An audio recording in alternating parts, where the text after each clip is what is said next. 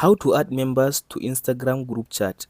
Here guys, in today's video I will show you step by step on how to add members in your Instagram group chat.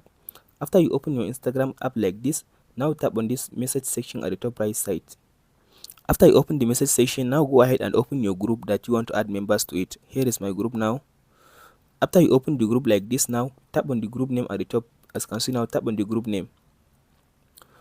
After you tap on the group name like this, now tap on this. As you can see, now people.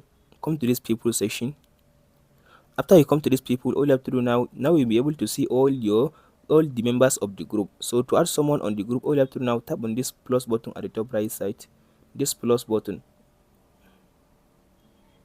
So now all you have to do now, go ahead and search for someone that you want to add in the group, or you can scroll to down and select among the people that Instagram suggested for you. So for me, let's say I want to add these people to the Instagram group.